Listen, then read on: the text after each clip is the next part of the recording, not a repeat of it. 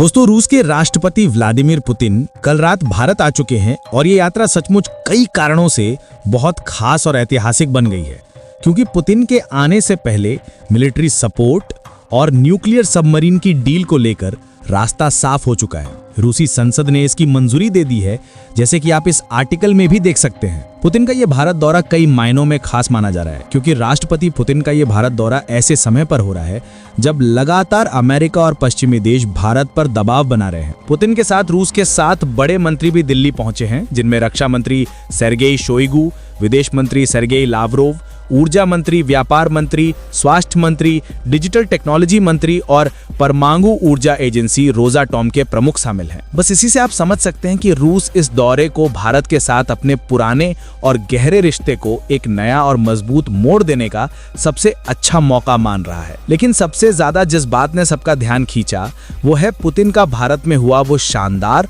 और दिल छू लेने वाला स्वागत। ऐसा गर्मजोशी भरा स्वागत बहुत सालों बाद किसी विदेशी राष्ट्र अध्यक्ष को मिला है। खुद प्रधानमंत्री नरेंद्र मोदी ने सारे प्रोटोकॉल को एक तरफ रख दिया और खुद पालम टेक्निकल एयरपोर्ट पर पहुंच गए। एयरपोर्ट से लेकर लोक कल्याण मार्ग तक पूरी सड़क को हजारों गुलाब, गेंदे और रंग बिरंगे फूलों की मालाओं और एलईडी लाइटों से सजाया गया था। कई लोगों ने बताया कि प्रधानमंत्री आवास को पहली बार किसी विदेशी मेहमान के स्वागत में इतनी शानदार तरीके से रोशन किया गया है। पूरा घर रंग बिरंगी लाइटों से जगमगा रहा था, जैसे दिवाली हो। ये सब देखकर साफ लग रहा था कि दोनों देशों के बीच कितनी गर्मजोशी, कितना गहरा भरोसा और कितनी पुरानी दोस्ती आज भी जिंदा है। पुतिन अपने खास प्रेसिडेंशियल विमान IL-96-300 से आए, जिसे रूस में फ्लाइंग क्रेमलिन भी कहते हैं। रास्ते में रूसी वायुसेना के 4 सुखोई Su-30SM फाइटर जेट्स ने पूरा एस्कॉर्ट किया। पाकिस्तान और अफगानिस्तान के ऊपर से गुजरते वक्त भी रूसी फाइटर साथ साथ उड़ते रहे। पुतिन को भारत के राष्ट्रपति भवन में 21 तोपों की सलामी, लाल कालीन और तीनों सेनाओं का गार्ड ऑफ ऑनर दिया गया। और इससे पहले पुतिन के स्वागत के लिए पीएम मोदी खुद उनके विमान के सीढ़ियों के ठीक पास खड़े थे। जैसे ही पुतिन उतरे, दोनों नेताओं ने एक दूसरे को गले लगाया और दुनिया को साफ संदेश दे दिया कि हमारी दोस्ती कितनी मजबूत और बुलंद है। ये पुतिन का 4 साल बाद भारत दौरा है और हर छोटी बड़ी बात में ये साफ दिख रहा है कि दोनों देश एक दूसरे के साथ कितने करीब हैं। सबसे खास मोमेंट वो था जब पीएम मोदी और राष्ट्रपति पुतिन एक ही गाड़ी में साथ बैठे और पीएम आवास के लिए निकले। दोस्तों, ये कोई छोटी बात नहीं है।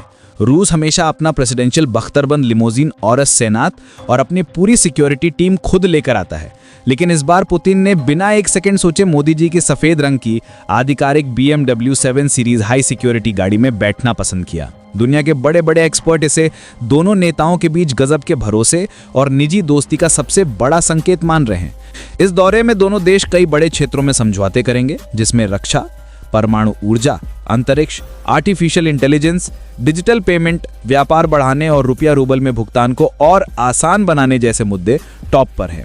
खासकर रक्षा में यानी डिफेंस में कई बड़े समझौतों पर आज साइन होना तय है, जिसमें सबसे पहले है मौजूदा Su-30 MKI फ्लीट का बड़ा अपग्रेड, दूसरा S-400 की बाकी 2 स्क्वाड्रन की जल्द डिलीवरी, तीसरा S-500 एयर डिफेंस सिस्टम पर बात, चौथा 5वीं पीढ़ी के Su-57 स्टेल्थ फाइटर इंजन में भारत की भागीदारी, पांचवा नया 117S फाइटर जेट इंजन का को प्रोडक्शन, छठा ब्रह्मोस 2 हाइपरसोनिक क्रूज मिसाइल का तेजी से विकास।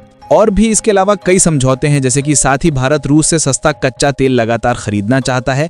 इस साल हम पहले ही दुनिया में रूस से सबसे ज्यादा तेल खरीदने वाले देश बन चुके हैं और रूस चाहता है कि दोनों देश डॉलर को जितना हो सके उतना कम इस्तेमाल करें और रुपया रूबल में ही 90% तक व्यापार करें। और यही बात ट्रंप को और ज्यादा गुस्सा दिला रहा है।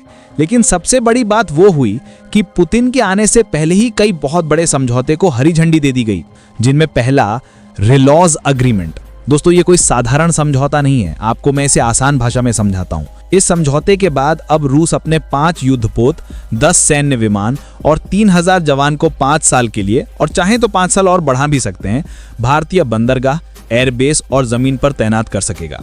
ठीक उसी तरह भारत भी रूस के व्लादिवोस्तोक, सेवेरोमोर्स्क या कामचटका जैसे स्ट्रेटेजिक ठिकानों पर अपने जहाज, लड़ाकू विमान और जवान रख सकेगा। दोनों देश एक दूसरे के एयरपोर्ट, नौसैनिक बेस और एयर स्पेस का फुल इस्तेमाल कर सकेंगे। मतलब हिंद महासागर से आर्कटिक तक दोनों देशों की सेनाएं एक दूसरे की तरह काम करेंगी।